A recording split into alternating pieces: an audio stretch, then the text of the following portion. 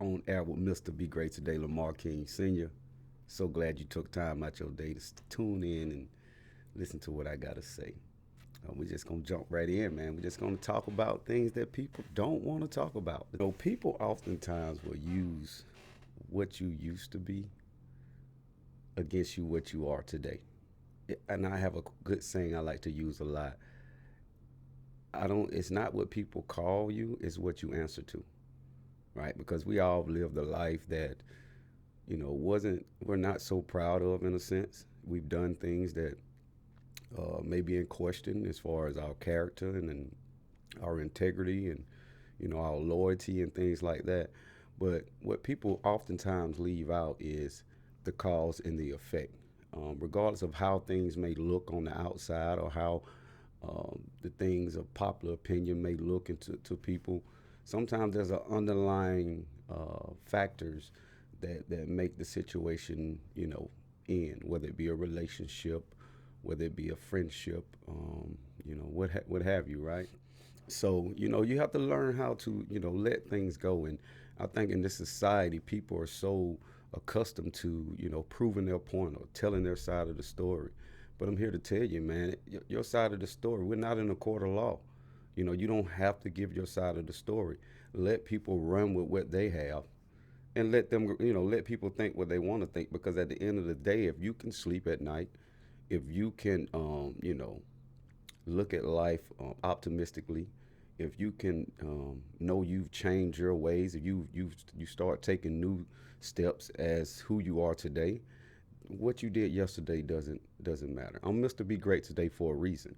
Mr. Be Great Today is all about being great right now, being great today, right? So stop, analyzing and overthinking things that have no, weight on who you are right now.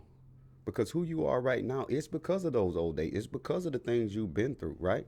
So don't allow, your past mistakes and your past, life, you know, get into your new life. Because I promise you, you're going to resort back to those old ways. You're going to resort back to those old ways. So, and that's why you have to learn how to move forward. You have to have the mindset of fuck it. Forget about it. I don't care. You know, it is what it is, as we say nowadays, right? Stop thinking about what you used to be. Stop thinking about what you once had. Because guess what? We all go through things. We all have life problems, issues, turmoil, death, financial hardships. But you're still here. You got another swing at the bat. You got another chance to make it right. And I think we get caught up in trying to fix our past. We get caught up in trying to change the way people see us from who we were. But it's okay. It's okay to move forward in life and forget those things that which are behind you. You got to get better at ignoring people. These are challenges that I, have to work on myself. Because I see we all do it. We're on social media. Sometimes we get caught up in these comment section battles. Ignore stuff. Like, it's so many things that I scroll through on my news feed and on my timeline that I don't agree with. And sometimes I get caught up in the hype or get caught up in the emotion, be like, man, I know this person ain't posted it. We get in, right? But you got to get better at ignoring things. Because once you start ignoring things that no longer benefit you, you start focus on the things that do. Right? Learn how to say, you know what, that ain't none of my business. That ain't got nothing to do with me. And me, especially in this whole, let's talk about Kevin Samuels for a minute. And this is not a relationship platform. This is not about how to get a better man or better woman, because that's not the thing. But let's talk about how Kevin Samuels and the whole man versus woman debate that's been going on for the last year or so.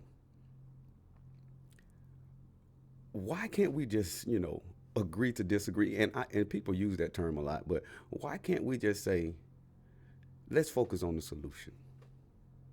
Why can't we just say, okay, all right, and I get it. I'm in a situation now where a lot of times my past haunt me. A lot of times my past comes up in current conversations. And I have to learn that, that's no longer me anymore, right? Even in the whole Kevin Samuels debate, right? He's talking about, high value men, high value women, whatever, what have you, right? But if you find yourself in a relationship and you find yourself in a marriage or, a companionship, union, whatever you want to call it, and you're basing it off of opinion of Kevin Samuels or these new uh, women platforms that are kind of taking the opposite side of what Kevin was saying, and your relationship is not running like that. You got a good man, a good wife, a good a good girl, whatever. You got a person that you guys could communicate with. You guys can, you're building something together.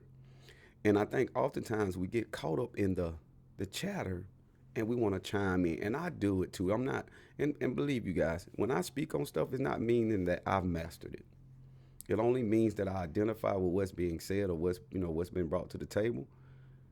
And I voice my opinion sometimes, which is if it doesn't affect me, I gotta learn to ignore it. I gotta learn to kind of fall back because you'll get yourself you'll have your relationship talking about all this different stuff, whether it be Jada, whether it be Michael B. Jordan, whether it be whomever, right? And you start focusing on the things that they're going through. You start focusing on the problems and the issues that they're having, the Johnny Depps and Amber Heard and all this different stuff, right? And we got all this stuff, especially with social media. We got a front row seat to these situations. But you got to think about it. If your relationship is going fine, if your relationship, you guys can communicate, you guys can, you know, handle y'all financial obligations. You guys have a amazing sex life. You guys have, if you got all these things going for you, tell me why are you including yourself in conversations that other people are going in, that other people are going through? We do it all the time. Like the things that Kevin Samuels were talking about, a lot of times in most relationships, people were not going through that. People didn't have that issue, you know. They didn't. But we have the illusion of inclusion that, oh, he talking about me. If the shoe fits, wear it. But if it doesn't fit, disregard. And that's what we have to learn how to do. We got to learn how to do that. Let's talk about, being hard on men and women. We are now in a battle to where it's like men and women are like the defense and the prosecutors. They're at each other's throat and they're on social media as like social media is their judge and jury. Like, and I'm not, nothing against, the LGBTQ community or what have you, like, but I'm talking about, heterosexual relationships. Don't get into this imaginary war between men and women.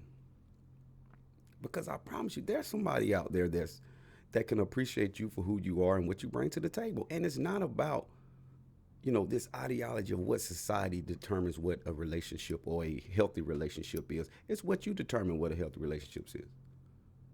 Because you got some people that really, believe in this whole bondage thing, right? And me, I'm not. Don't get me wrong. I'm not into the bondage thing. But you got some people who really, get off on it. Who really appreciate pain. And you may look at it as that's crazy, but it works for them. And and they're doing what makes them happy. And we got to learn how to work together. We got to learn how to put things in perspective in our lives, as opposed to trying to, compare it to everybody else around us. It's not gonna really help you. It's not gonna benefit you. It's not gonna take your relationship to the next level. That's why you have to learn how to focus on you and yours. And I get it. I get it, people. I understand. We are human beings. We make mistakes. We get involved in situations that we probably shouldn't. We get involved in some conversations that we probably shouldn't. But that's not for us to dictate to the world. That's how every relationship is supposed to be. That's not it. And these are some of the things that people don't want to talk about. Right? These are the things that people dictate and oftentimes try to tell you what your happiness is. What makes you tick? What makes you go? Stop allowing society and society standards to determine what you should and should not allow. You think about it. You think about Big Mom and Papa. They lived a life, and I'm not saying that it was, you know, all peaches and cream, but they lived a life on their own terms. And we all know it. Sometimes Papa had 3, 4 different families, but Big Mom stayed right there. Is Big Mom stupid? By today's society standards, she probably is, right? But by her household standards, she wasn't. Oftentimes, the kids and the grandkids didn't even know because grandmama or big mama didn't open her mouth. Big mama, she held it. I guarantee you, her and Papa had a conversation about his other endeavors. I bet you her and Papa had a conversation. She knew. We all know she knew. Even the other woman knew he had a whole nother family at home. But you'll look at that as unorthodox. You'll look at that as toxic. You'll look at that as, oh, I wouldn't put up with that. But they were together for 40 years, raised a family that was together, held the family together. They were the glue, the bond to the family. And regardless of all the baggage and things that came with it, the family survived and had more morals, more values, more respect, more financial, more land, more property. You know, now we have this whole man versus woman ideology. We have this whole man versus woman, society that's want to pit the man and the woman against each other as like it's some type of war. But if you focus on what you have and what you and what you guys do good and what you guys do great, I heard a quote the other day, you can't fix your weaknesses. Don't even try. Work on the things that you're good at. And that's what the old school and the old heads did. They worked on what was good at. Grandpa probably, he was he was promiscuous. He was a rolling stone. But he took care of the crib. He took care of Big Mama. He took care of his kids. He took care of his outside family. He took care of the grandkids. He took care of the home. He cut the grass. He fixed the house. He fixed the cars. He did all that. Because what he did good outweighed what he did bad. And I think we get caught up in what society thinks. And that's one of these reasons why I have this platform is because we need to talk about these things. People don't want to talk about the things that work. All they want to talk about is the things that don't work. Where, this. That's null and void. You have to understand that you have to do what works for you. You have to do what works for your household. And stop including the whole world into it. Because the whole world is not going to be there when it's time to pay the mortgage or pay the rent or pay the car note or pay the insurance. It's going to be you and that other person. And we got to stop bringing in people and stop taking advice from other people when they're talking about relationships. Like, that's one thing that we don't need advice on. And if you do, you take the advice together. You go get counseling. You go have and basically counseling is just a conversation between two people. Sometimes you need a mediator because things have gotten so bad, but it's not you and her against the world. Well, it is you and her against the world, but it's not for the world to determine what you and her or you and him are supposed to do in life. And we get caught up in that. We get caught up in all this whole social media fiasco, trying to determine whether our relationship is healthy or toxic. People throw this word narcissist around. Like, who came up with that? Like, I'm born and bred in the black community. Narcissist? Like, I understand new words are great to learn, but sometimes it's overused. Like, sometimes it's a term used to divide, because we have to learn to agree to disagree. We got to learn that sometimes we're not going to agree on everything. And who wants a yes man or a yes woman? Who wants a person that's going to be, and to be honest with you, I have no idea what a real narcissist is. I can look up in the dictionary and find the definition, but why are we using words like that? Why are we not using words like compatibility? Why are we not using words like compromise? And people think compromises mean I'm settling, or they think settling means less. Like, no, it does not. Sometimes you can lose the battle to win the war, or you can win the battle and lose the war. So it's all about compromising to better your situation. It's not about you're beneath, I got to lower my standards, and that's some bullshit. Like, come on, for real, right? So we got to pay a few bills. Shout out to my sponsors. We'll be right back in 30 seconds. Be great today. Peace. 405 Sparta Highway in Millersville. Be the Head Barbecue. The best barbecue in the whole Southeast, baby. There's no event too big, too small. They got you. They got rental tables. They got grills. They got chairs. They got tents. They got the best ribs in the whole South, you feel me? They got that one flip chicken, you know what I mean? The size, them butter beans, them baked beans, them collard greens, them cabbages, that dressing, oh my God. Go check my boy out at 405 Sparta Highway. Call him up, 478-251-5300. Be great today. Peace. All right, welcome back. Welcome back on Air with Mr. Be Great Today, Lamar King Sr., Juneteenth. Happy Juneteenth to all my people out there. All right, I got a good question, a good post I seen the other day. I want y'all to check this video out. I want y'all to see exactly what I mean by that, right? Check this out. Here we go. Did you know that there's $1 million in every single person's family? Right now, you probably have 4 family members who are literally paying about mortgage or rent $1,500, well, this is New York, so to $2,500. I live in $1 million home. Do you know if y'all just sacrificed just 4 years together, y'all put a deposit and just paid the mortgage together and put the rest of the money that y'all was paying regardless to the side, then you guys could refinance the property and then go buy something else. Mm-hmm. Do you see what I'm saying? But it's like we have to work in unity and togetherness. You know what I mean? When I first bought my home, we have a rule in the family. No one is allowed to buy something that all of us can't afford individually. Oh, so, wow. Yeah, I was living in an apartment that my sister could afford until we all could afford $1 million property. I couldn't drive around in a Maserati until my entire family could afford one. And so that's important. Like, we have to get together because we are... Mind-blowing, right? Straight mind-blowing. Like, why? Why can't we live together?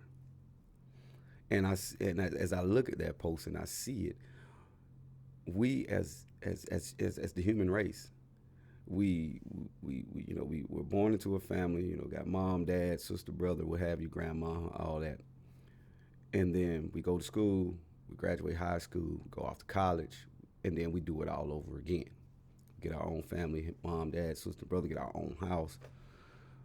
But why aren't we teaching each other that in order for us to gain, a great foundation in life, is why can't we pool our resources and live together?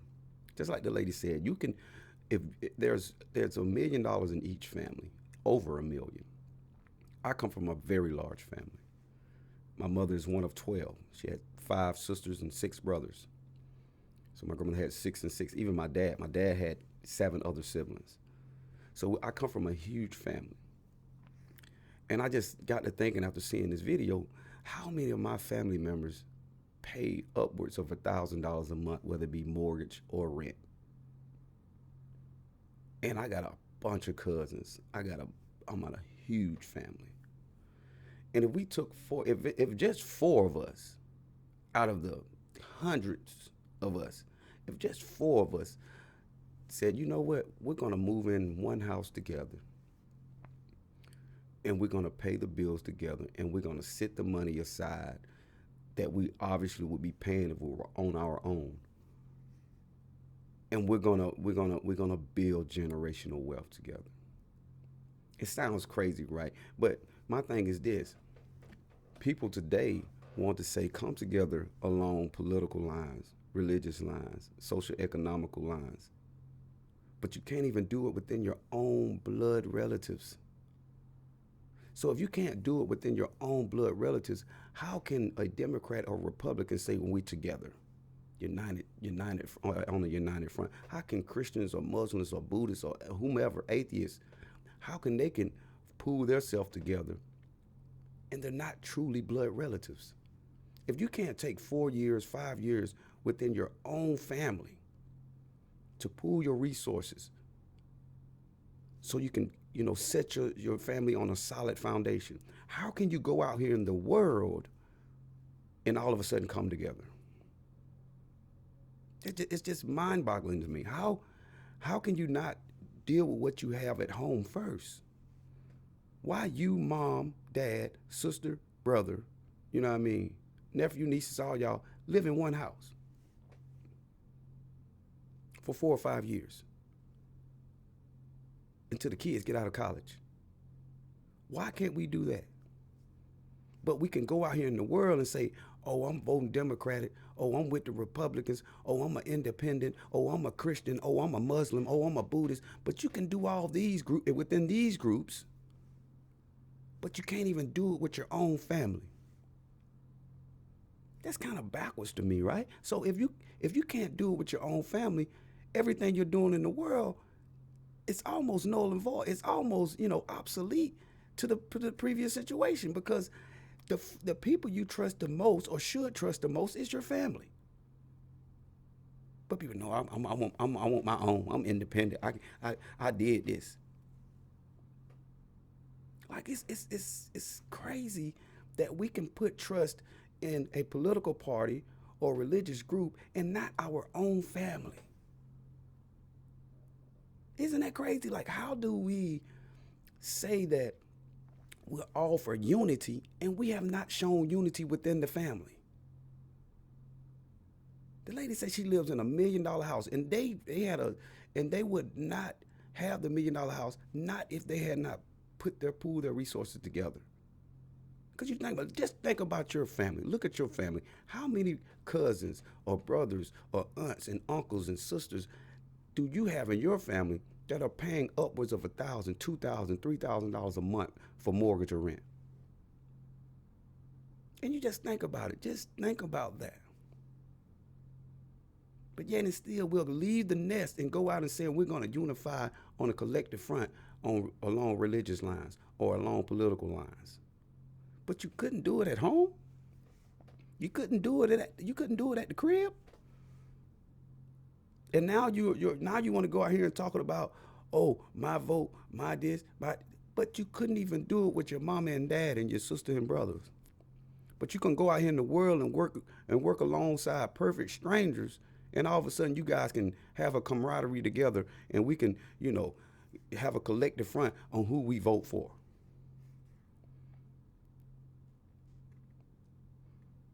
It's crazy.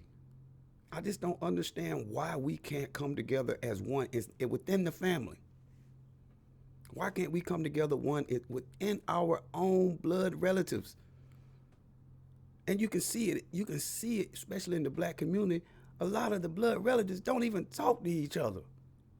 They didn't fell out about something 10, 20 years ago and haven't talked to each other for some reason or another. But you can go out here in the world and get along with perfect strangers. It's just like one of the scriptures say, how can you hate a person that you see, but love a God you've never seen before? How can you hate a person, especially a family member, but love God? I see a lot of posts, all family ain't blood. Just because, they say blood thicker than water, but I know some water that'll do this. Also, you're basing your determination on what someone does for you? Like, that shows poor character to me. Because if you can X out a family member, regardless of the things that been, like, again, go back to Big Mama and Big Pa. Big Mama stuck through some stuff with Papa that y'all women wouldn't have lasted, or y'all men wouldn't have lasted either. Because if we had to take care of 2 households, most men today wouldn't be able to do it. They went through things, but look at they may have lost the battle, but they won the war. Our generation and our generations before us have produced far better quality of people with lesser resources. We have, just like now, I'm reaching people all over the world from the confines of my home, but yet and still, we have not established a better grade of people, even with the unlimited resources that we have. So let's think about it. Like, having everything is not perfect. Having everything is not going to solve all the questions or solve all the answers. And I think we have to understand that doing more with less proves that you're a better person. Just because now we got all these resources and now we feel like we've made it, now we don't need family. That's what it is. And the reason why families are held together so long, because they needed each other. In a time when they was talking about Jim Crow, segregation, discrimination, They needed each other. And they accomplished more with less. But here we are, we got an abundance of resources, unlimited knowledge and information, and yet we have failed down the ladder somehow.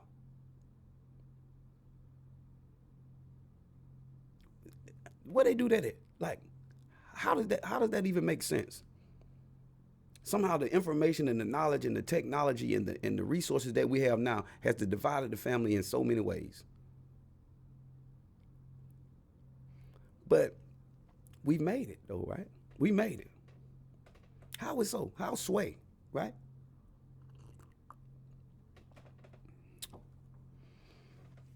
We got to understand that family is the core of our destiny. If we leaned on our family, if we stopped being so independent, if we took 2, 3, 4 years and said, call up some of your cousins, call up your brothers and sisters, say, hey, look, I got a plan. Let's all move in together. But I guarantee you there's not too many people going to do that. Especially within the black community. They're not going to do that because, I need my own space. I just like my own. But you're struggling. You're borrowing from Peter to pay Paul. You're living check to check. When both of you and then your sister living check to check, and your brother living check to check, and your mama living check to check, won't y'all just put y'all checks together and move together? Even I remember at one point I was selling cell phones. I was working for a company, and oftentimes you would see it so much, and you could tell by the demographic of people what was going to happen. So if I seen let's say a Indian family come in, I know for one, and I'm not, being in sales, we try not to prejudge, but sometimes you about know what they're going to do. So the Indian family would come in. We already know they're not going to buy the latest and greatest phone. They wouldn't. They didn't need the latest and greatest phone. Of course, a lot of times they want an iPhone. They were looking for an iPhone 6, iPhone 7. You know what I mean? For everybody. And they all were on the same plan, and they wanted the cheapest plan. And they would probably have 10, 50. They would open up a business account. They would have 10, 20 lines on there, and probably paying, I don't know, $300-400, right? Then you would have, let's say, the Chinese culture family come in. Same thing. They want an iPhone. They don't need the latest and greatest. Sometimes maybe dad will have the latest phone, mom have the next latest. The kids definitely gonna have 6s and 7s, right? And they will all be on the same phone plan, and they probably pay $200-300 for 10 lines. But in both, I've seen it both. And even in the white community, they have business accounts. They have 10, 20 lines. Have cousins, brothers, sisters, everybody on the phone, on the phone plan. But in the black community, I've seen it so many times. Mom and dad have a plan. The kids, they'll have a plan separately. Aunts, cousins, all them, they all separate plans. And they're paying $200-300 a piece. Do you see where I'm going with this? How can we not come together and pool our resources to live a better life? Why do we want to be so independent? Why we got to feel like we don't need nobody outside of our spouse and our kids? But what about auntie?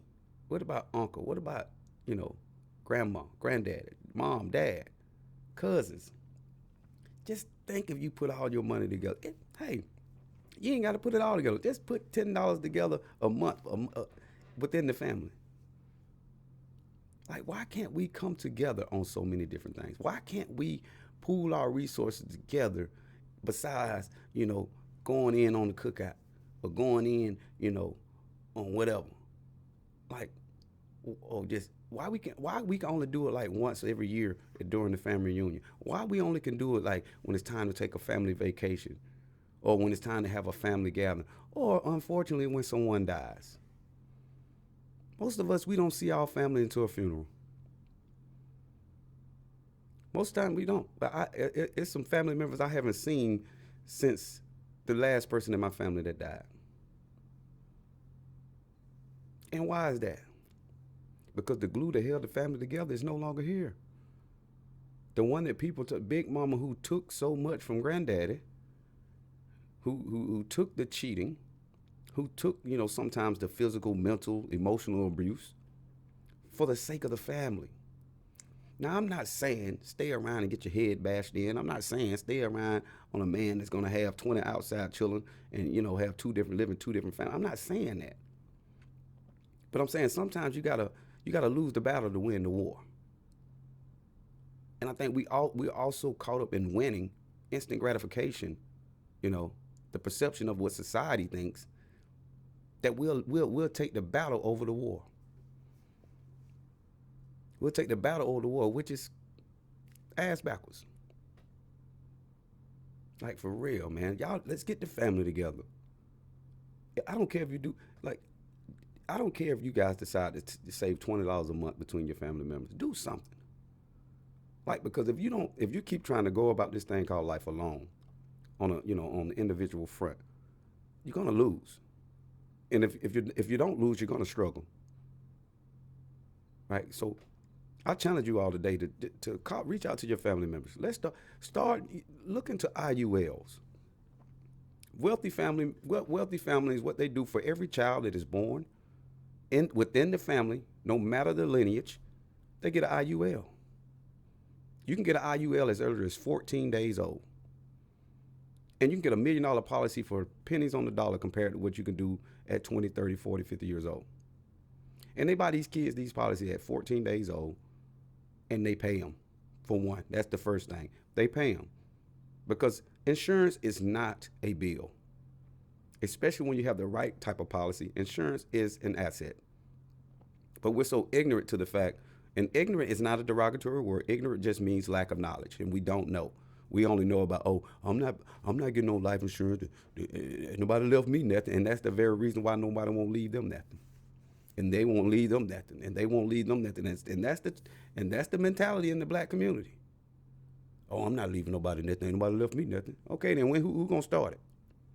Are you gonna let your children, your grandchildren, your great grandchildren go through the same struggles that you have? And just imagine how much it's gonna cost to live in this world 10, 20 years from now. You don't want to give them a leg up some kind of way. If someone had left you $250,000, $500,000, $300,000, somebody left you some cash, guarantee you've been trying to find a way to leave them some. We gotta get out of this selfish mindset. We gotta get out of this whole I don't need nobody, blood ain't thicker than water type shit. Family is all we got. And somewhere along the way, we lost it. We forgot about that. And I challenge you, IULs. Every kid that's born in your family, you should be getting an IUL. I'm a licensed insurance agent. I'm not here to sell you no insurance. I'm just making sure you know what resources you need to use. We got to get to the point where we're not so codependent on the system and codependent on ourselves and our immediate family. We need to be codependent on our entire family. A lot of us has family in 4, 5, 6 different states. Probably more than that. Right? And we don't see that family until it's a funeral. A lot of us will go to that city and don't even look up about our family members. Don't even know they're there. All right. Y'all stay right with me. Got to pay some more bills. Be great today. We'll be right back in 30 seconds. Peace. Meet Ashley Sims, owner and founder of Compass Tax Group. She specializes in real estate and investment tax strategies with a focus on tax planning, tax preparation, and bookkeeping services. Her home office is in Atlanta, Georgia, but is licensed and bonded in all 50 states. Give her a call today for a no-obligation consultation at 678-253-7304. Be great today. Peace. All right, we back on the Air With MrBeGreatToday. Lamar King Sr. talking about some hot topics, man. And we were just talking about the family living in one household and living, different things like that, how we can pool our resources and make life a lot easier on us if we, came together. And me and a great friend of mine, we had an interesting conversation the other day, and we were talking about, having a mortgage versus having a lease. And I know especially, I'm from rural Georgia. I'm from a small town where sometimes now, in actuality, people have been renting for so long that the thought of getting a mortgage oftentimes will increase their bottom line of how much they got to spend out each month. Because especially when you're in rural areas, rent is very cheap. Like, I remember my first apartment was $190 a month for a 1-bedroom, and I got my next apartment was like $350 for a 2-bedroom, like super low. And the prices haven't gotten that much more than that, and that was 20 years ago. So now you're probably in my hometown, you probably get a 2-bedroom, probably $500-600. Don't quote me on that, but it's somewhere in that ballpark, right? And people are like, well, why don't you just buy? Because you're just throwing money out the window, and you're not, you're just throwing money away, and you're not gonna never own it. You're just paying for something, and this, that, and the third. Which that's a valid point. Like, if you're not investing in some type of property, you're just giving the landlord all your money, which is so true.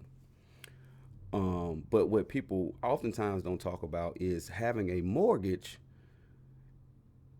versus renting. Sometimes it costs more in certain situations. It's either a 15, 30-year loan, right? So the bank actually owns the house, all right? And then, so say you stay in the house 10 years, you gained a little equity, right? You sell the house, you make 10, 20, 30, 40,000, depending on the market. And what people all the time do is take that equity and put it down on a new house.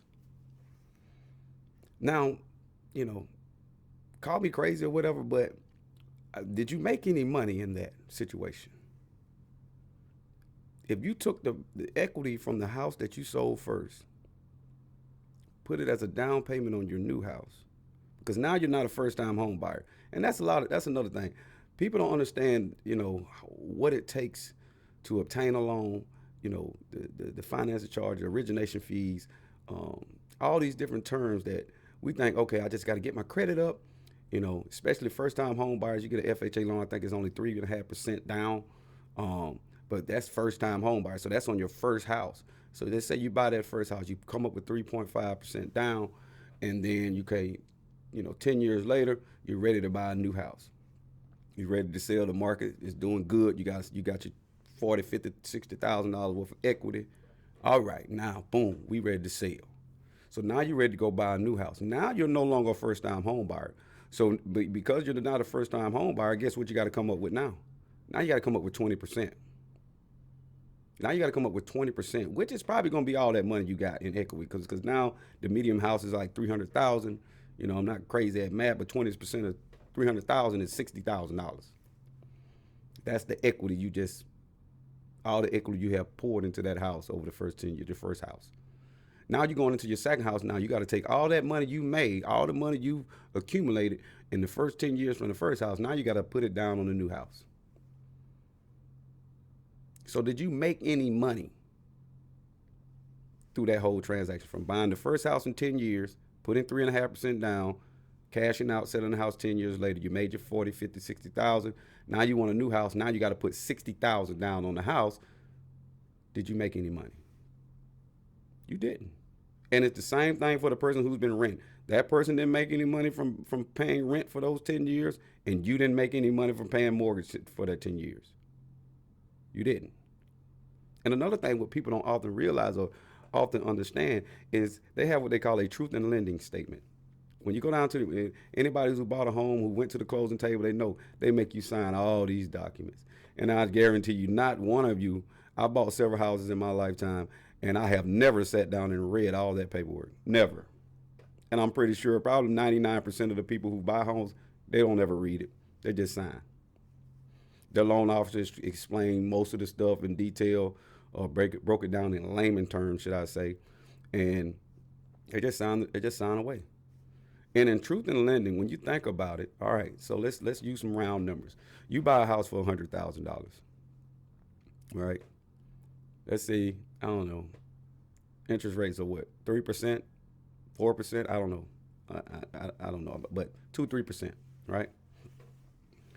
So over the period, let's say whether you do a 15-year loan or a 30-year loan, right? When you get to that truth in lending, it breaks down every payment and how much. So if you buy a house for $100,000, 9 times out of 10, you're gonna pay. If you pay that house full term, payment by payment, all 360 payments, right? or all 100, how many ever 180 payments for a 15-year mortgage, right? If you if you pay every payment, you're probably going to pay anywhere from 2 to 3 times the amount that you borrow from the bank. If you're in the process of buying a house, when you get to that loan, when you get to that closing table, go to that truth in lending page, and it'll tell you exactly what you're going to pay. So a lot of times you're paying double what you're paying. So when you're buying a house and you pay it for a term, you're paying more than what you actually borrow. I get it. People want interest. The banks want interest on their money, but you're paying more, and in hopes that the house will appreciate in value over time, so you can get some of that money back from interest. But there's another trick that you can do, right? It's called paying towards your principal balance, because you got a principal balance, which is what you actually borrowed from the bank. Then you got principal plus interest. That's what you pay when you pay month to month, all the way out, without paying any extra payment towards the principal. But here's another key tip for you guys and ladies and girls out there in the market for buying a house. Some loans, not all of them, some loans have a clause in it which is called a PPP. Now it's not it's not the PPP that we used to. It is a prepayment penalty, meaning that let's say you got a 30-year mortgage, that means if you got a prepayment penalty on a 30-year mortgage, that means they want you to pay that mortgage month by month by month without paying extra. And if you pay this loan off early, they're going to penalize you. Now, why would a bank do that? Why wouldn't a bank want you to pay them off early? Because again, back to that truth in lending statement, if you pay your bill, if you pay your mortgage month over month, all the way through 30 years, they make more money by you making one payment per month throughout the whole cycle of that loan. But if you decide to get smart, and say if you refinance, I've seen it so many times, people are refinance just to pull the cash out of their house. So when you refinance, all you're doing is paying that old loan out, paying that first loan off. And because they wanted to make some money off of you, and you're paying it off early, which you're cutting the interest down. Interest is compounded daily. You're cutting the interest down. They're upset. Hold up, you're paying us off early. We're not getting all the money that we're supposed to get because you were supposed to pay this mortgage month after month for 30 years and not pay it off early. Okay, you want to pay it off early, whether it be refinance or you sell it. Okay, we're going to penalize you 3% or 6% or however it is. It varies depending on the mortgage company or depending on the bank. So oftentimes, and just think about that. If I borrow $20 from you, right, and you say, Lamar, I'm gonna give you my $20, but I need you to give me $25 back. You know what I mean? Within a month. I said, okay. All right. So let's say you have a PPP on my $25 loan. So now I said, all right. So I came into a little money. I worked a little overtime. Be like, all right, man, I got your $25. I pay it off 2 weeks early. And he said, no, you ain't supposed to pay it off early because I was charging that interest. Now you got to give me $30 to pay me back early. That's how a prepayment penalty works. And you got to keep all that in account when you're talking about mortgage versus rent. Because sometimes you got to think about some situations, especially like in rural towns, renting may be better because your expenses are low. You don't have to worry about maintenance. You don't have to worry about taxes. You don't have to worry about insurance, outside of renter's insurance. Like, there are some scenarios where renting will work better for you. Even now with the housing market how it is, I was in the real estate in 2008. I remember how hard it was to even obtain financing. Like when the market corrected itself, because now we got you got companies like Zillow, BlackRock, Goldman Sachs. They're buying up the single family housing and running the price up super high. Like you can't even get a 3-bedroom pretty much nowhere in the country under $300,000 anymore. That's crazy. And it don't have to be a massive house. Like my first house was a 3-bedroom, probably maybe 1,200 square feet, and I paid like $80,000 for it. That same house today is probably worth close to $200,000. Like, so that's the whole thing when you got to think about mortgages versus renting. is you gotta put things in perspective, and you gotta understand that the banks are there, and the banks are there to make money off of you. The whole housing market. I see Grant Cardone is a great guy. Even like Rich Dad Poor, Robert Kiyosaki. I listen to a lot of those guys, right? And the Grant Cardone made a powerful analogy. He was like, "Who wants to buy a house and stay in the same spot for 30 years just to say I got a house?" Me, I've moved in various places, mostly in Georgia, North Carolina. Now I'm in Texas. And like, if you're tied to a 30-year mortgage, now of course you can rent it out, you can sell the house, but why not, as a first piece of property, why not buy a quadplex or a duplex? Because those FHA loans, which allow you to pay 3.5%, they apply to investment properties as well as a first time home buyer. And instead of going out here getting $1,000, $1,500, $2,000 mortgage just to say you're achieving the American dream, why not get a duplex or a quadplex first? Especially if you're a young adult. Why would you want to go buy a $300,000 house that you're probably not going to stay in forever anyway? I promise you, people are not buying houses to live in them for the rest of their lives. Most of the time, they're going to stay in it 5, 10, 15 years, and once the market reaches a peak, they're going to cash out. And then oftentimes what they do, they level up. I bought a $150,000 house now the first time. Now I'm finna buy a $300,000 house.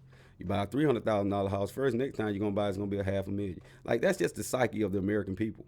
Like, we always want to level up. Even when we get a car, we buy a car $20,000. Next year we're gonna buy it for $30,000. We're gonna buy a $30,000 car. We buy a 30. We always go up. But when you have the mentality of investing or making your money work for you, as Robert Kiyosaki say, because houses are not an asset. The only asset aspect of it is the equity that is gained, right? But we already talked about how you're going to use that equity to put it on the down payment of a new house. So you really made no money because you took that money and spent it right again, right? So why not have something that's going to bring money into the house? So say if you buy a quadplex, and you can get a quadplex probably $300,000-$400,000, about the same average income, and it's probably not going to be in the best area of town, but you got 4 apartments. And the going rate for rent is super high nowadays. I think you got to make 3 times the amount of rent in some cities, right? But say if you bought a quadplex, right, charge, I don't know, $800 a month for each apartment, right? You can live in one of them. You get a $300,000-$400,000 property, you're probably going to pay anywhere from, I don't know, $1,800 to $2,000 a month.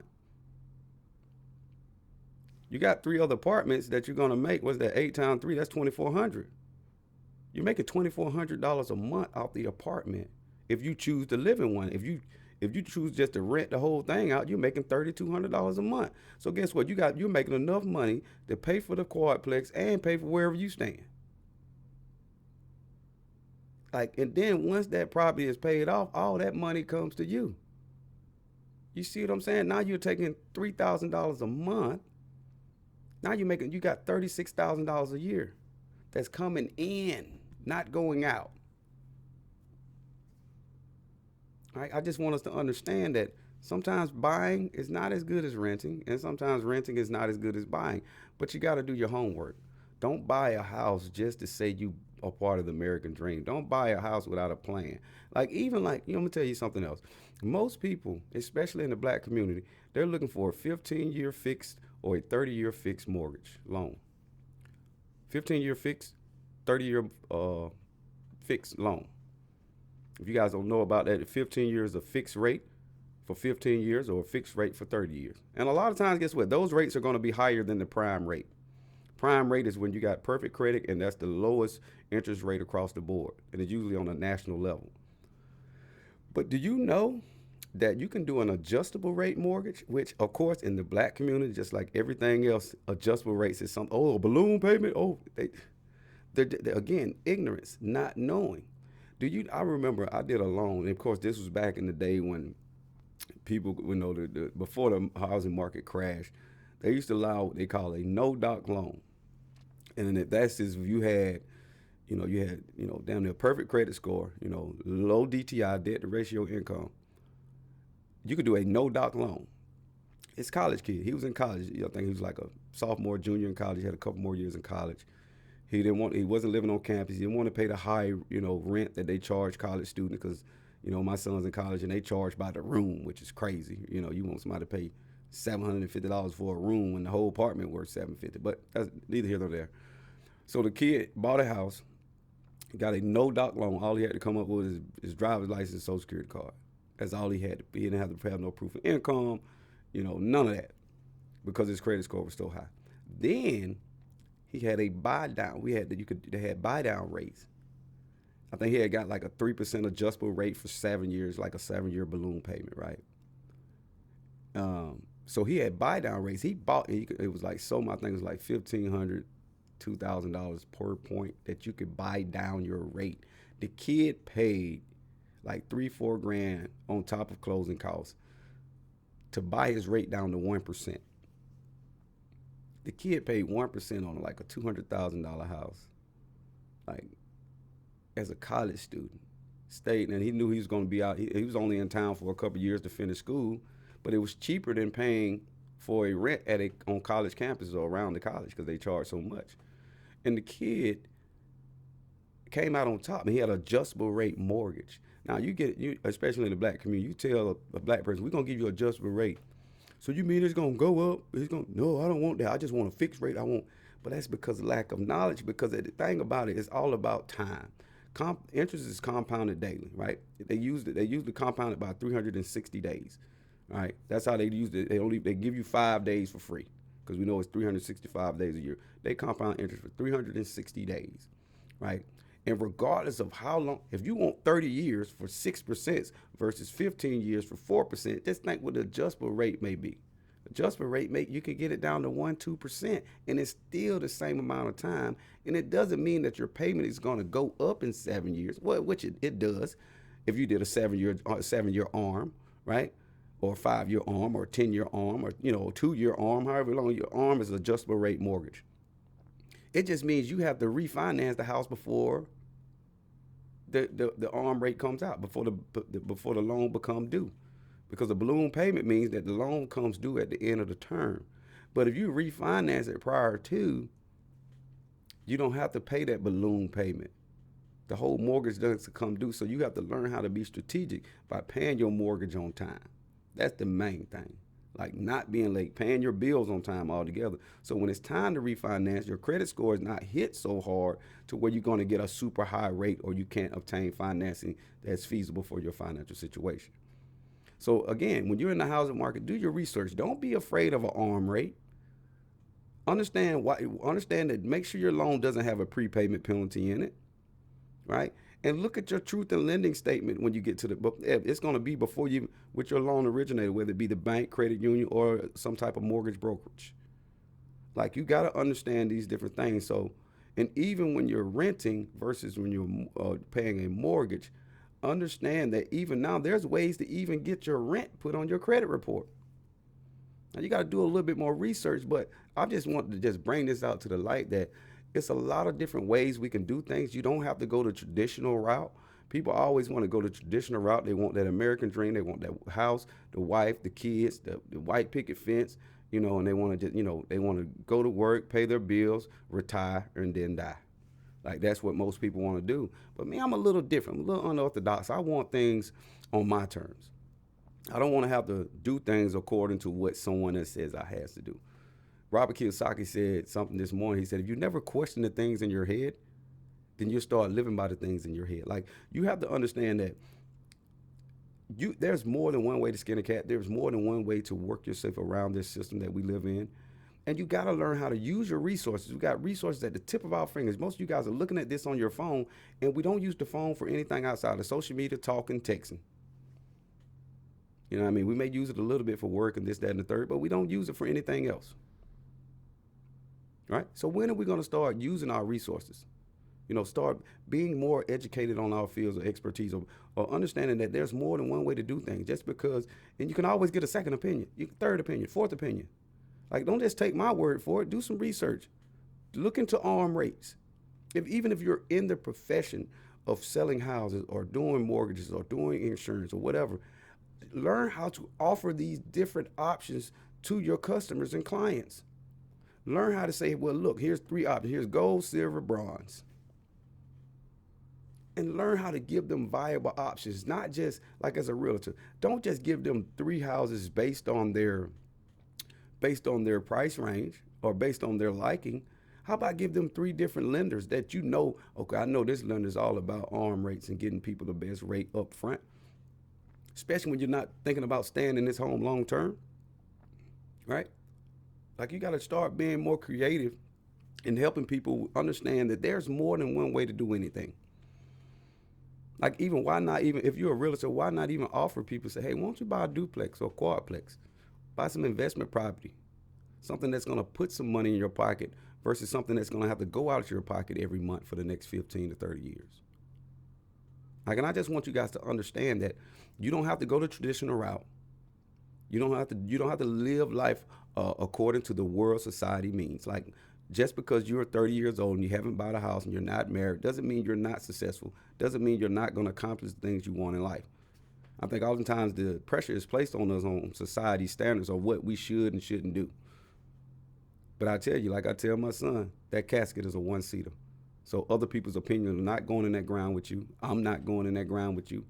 Yeah, you not going in that ground with me, vice versa. Like, so do what's best for you and don't be afraid to step outside that box. Got to pay some more bills. We'll be right back in 30 seconds. Be great today. Peace. Proud to announce the vegan millionaire queen Cicely Walker launching her new brand, I Like It Raw. She's a mother. She's a wife. She's vegan. Out here pushing her new brand, her new book, Inside Out, Becoming a Vegan Millionaire Queen. Go get it today on Amazon. Be great today. Peace.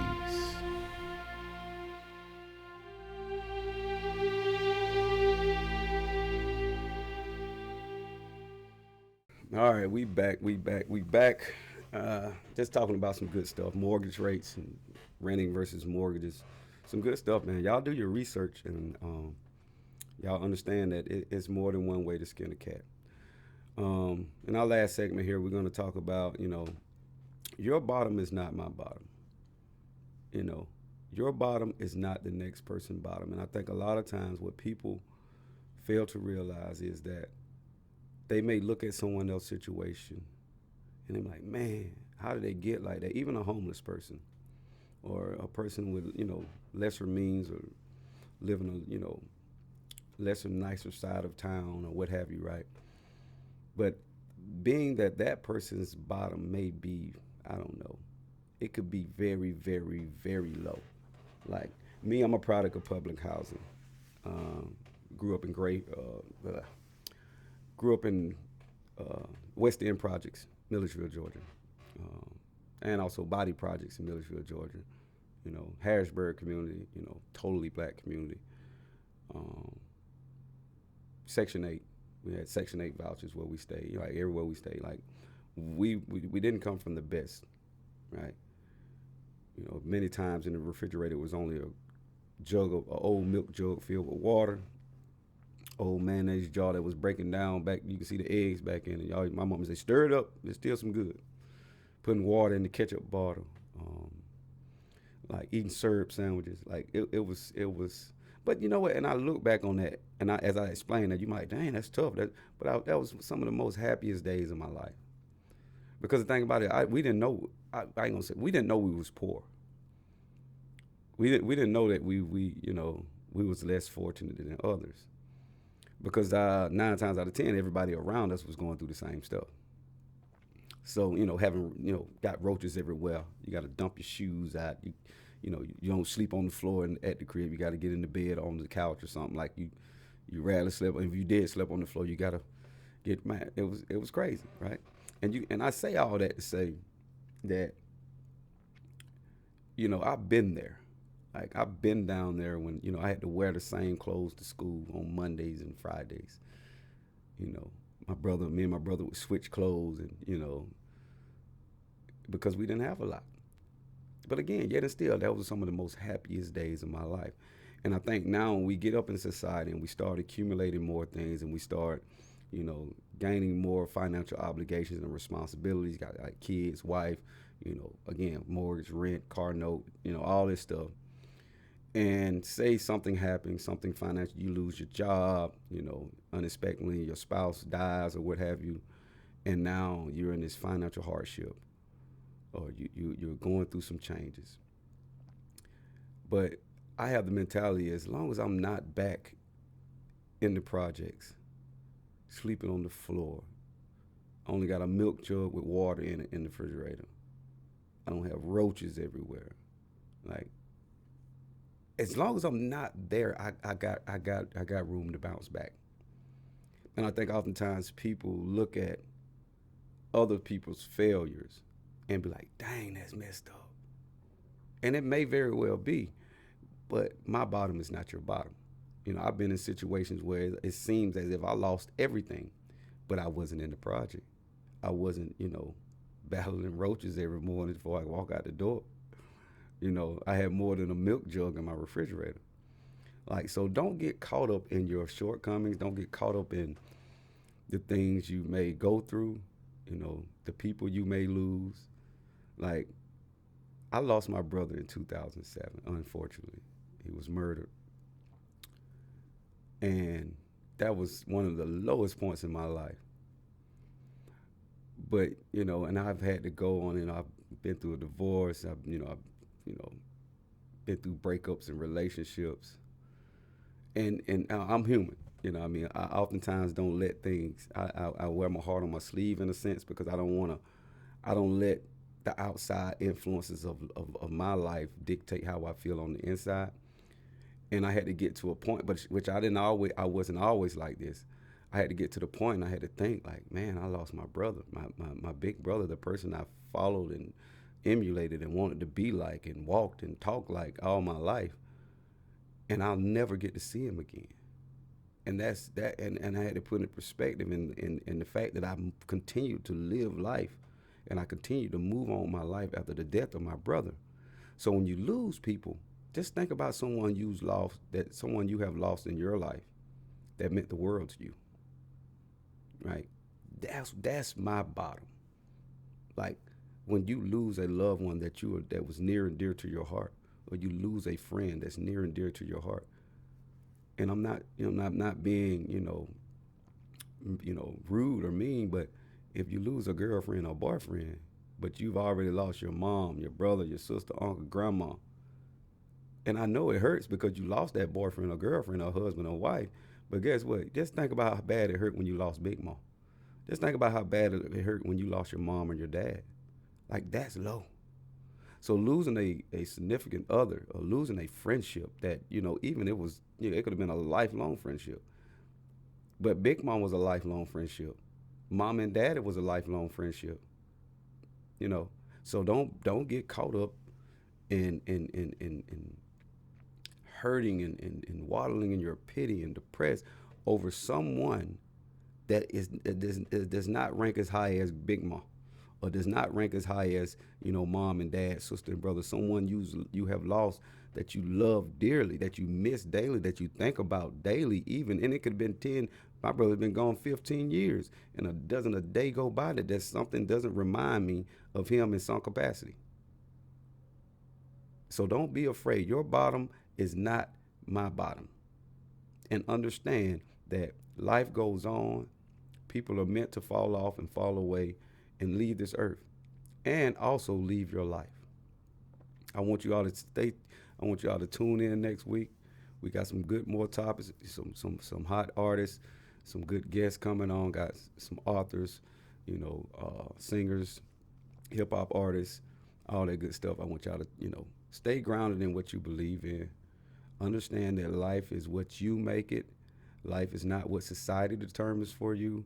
Life is all about what you think. Change that mindset, change your environment, change your thought process.